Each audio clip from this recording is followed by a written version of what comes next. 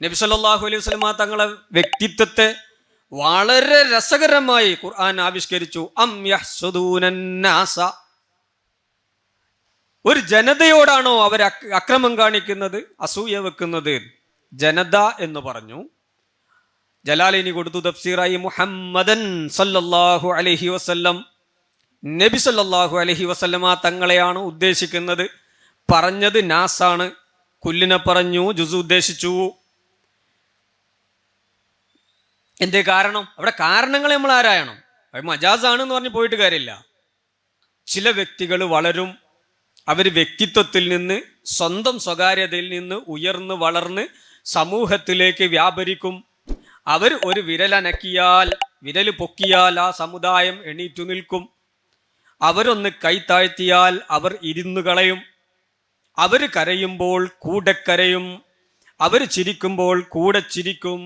വ്യക്തി പ്രസ്ഥാനമായി മാറും. വ്യക്തികൾ പ്രസ്ഥാനമായി മാറിയാൽ ആ വ്യക്തി ഒരു വ്യക്തിയാണോ? അല്ല. അയഹ്സുദൂനന്നാസ, ഒരു സമുദായത്തോടാണോ നിങ്ങൾ അസൂയ വെക്കുന്നത്? നബി സല്ലല്ലാഹു അലൈഹി വസല്ലമ തങ്ങളുടെ ഏറ്റവും ഉന്നതമായ വ്യക്തിത്വം, ഏറ്റവും പോപ്പുലറായ വ്യക്തിത്വം, ഏറ്റവും ജനകീയമായ വ്യക്തിത്വം ഇതുപോലെ എങ്ങനെ ആവിഷ്കരിക്കുക? വേറെ നബി തങ്ങൾ പോപ്പുലർ ആയിരുന്നു എന്ന് പറഞ്ഞാൽ അത് കിട്ടുമോ? ഒരിക്കലും കിട്ടില്ല. റഅയ്തു അസദൻ യർമി എന്ന് പറയുന്ന ആ അലങ്കാരവും ആ ഭാവനയും നമുക്കൊരിക്കലും കിട്ടില്ല. റഅയ്തു റജുലൻ യുസാവി അസദൻ എന്ന് പറഞ്ഞാൽ അതും വാക്കാ തന്നെയാണല്ലോ, അർത്ഥത്തിൽ അത് തന്നെയാണല്ലോ. അസദിനോളം പോകുന്ന ഒരു മനുഷ്യനെ ഞാൻ കണ്ടു, പക്ഷെ അവിടെ ഭാവന ഉണരുകയില്ല. അതിൻ്റെ വർദ്ധിതമായ അർത്ഥങ്ങളൊന്നും നമ്മുടെ മനസ്സിലേക്ക് കയറി വരില്ല. നേരെ മറിച്ച് റഅയ്തു അസദൻ ഫിൽ ഹമാമി, റഅയ്തു അസദൻ യർമി, ഇത് പറയുമ്പോൾ നമ്മുടെ മനസ്സിലേക്ക് ഒരുപാട് ചിത്രങ്ങൾ, അതിൻ്റെ ഗൗരവതരമായ ആലോചനകൾ നമ്മുടെ മനസ്സിലേക്ക് കയറി വരും. അയഹ്സുദൂനന്നാസ, നേരത്തെ ഇബ്രാഹിം നബി ഇസ്ലാമിനെ പറ്റിയും പറഞ്ഞിട്ടുണ്ട്. കാന ഉമ്മത്തൻ. ഇബ്രാഹിം നബി ഇസ്ലാം ഒരു വ്യക്തിയല്ലേ?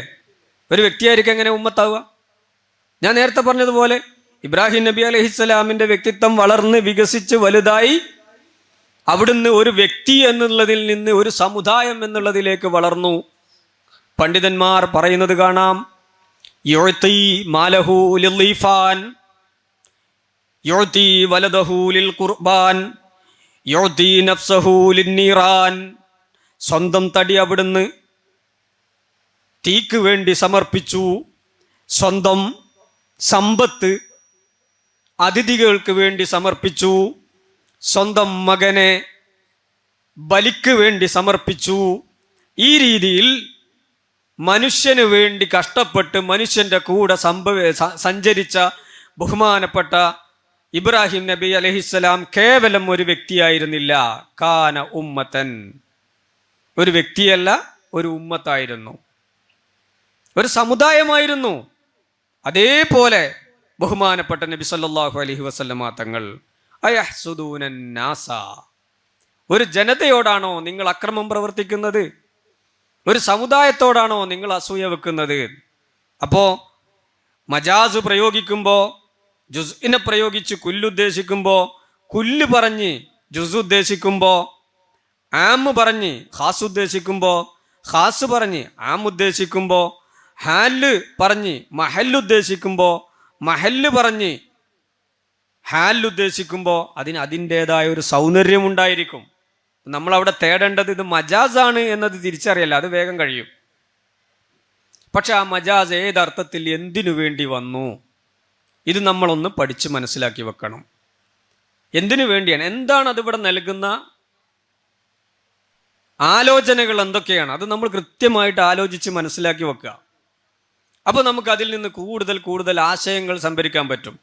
ഈ ഒരു കിതാബിൽ ഒരു പക്ഷേ ഇതാണ് മജാസ്, ഇതാണ് ഇസ്തിയാറത്ത്, ഇതാണ് കിനായത്ത് എന്നൊക്കെ പറയുന്നുണ്ടാവുള്ളൂ. പക്ഷെ അതിൻ്റെ ആന്തര സൗന്ദര്യങ്ങൾ എന്താണ് എന്നുള്ളത് അനവധി കിതാബുകൾ നമ്മൾ പരതി നോക്കിയാലേ കിട്ടുള്ളൂ. അതിന് ഇന്ന കിതാബ് എന്നുള്ള കണക്കില്ല. ഇതിൻ്റെ ജ്യേഷ്ഠനും അനുജനും ആയിട്ടുള്ള എല്ലാ കിതാബുകളും നമ്മളിങ്ങനെ എടുത്ത് നോക്കണം.